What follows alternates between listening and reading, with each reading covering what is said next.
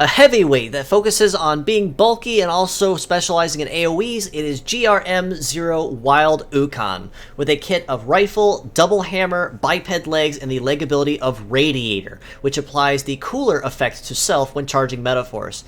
Now, unfortunately, AoEs are a very weird instance to make use of rather conventionally. Not to say that they're terrible, but because of the way they spread damage, it's hard to make use of them effectively unless you're using it as maybe a prep skill for another skill for a nuker to come behind and finish the job with a target that's already been weakened.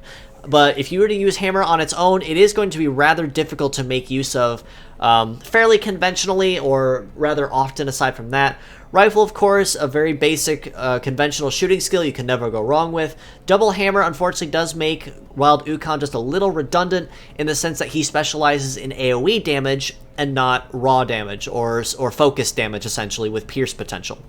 For that reason, as a pure set score, I'd rate about a 5.5, maybe a 6, perhaps on a good day, if he's truly needed. Out of 10, he is pretty solid overall. His legs can support up to 2 heavy parts, which honestly make them pretty nice. He's not going to be super fast, but he is particular heavyweight, so speed isn't necessarily his priority. So he has pretty good HP. Pretty decent base damage as well, for the sense that his arms are double AoEs, which means they attack all 4 parts at once.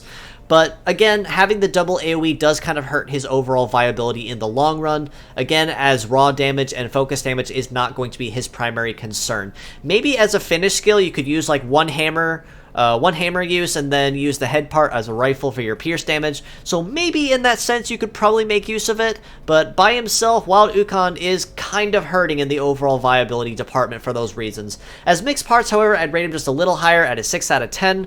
Again, he's pretty solid, pretty tanky overall. Speed, unfortunately, is not one of his priorities, though, but in the sense that you do need to end up having to use a heavy part that is hammer or an AoE base, he's here, he's able to make use of, and he probably will not disappoint you very easily, as he does deal a pretty solid amount of damage per hit, even for a regular hammer. So even if it is going to attack all 4 parts at once, it is going to be a relatively painful blow.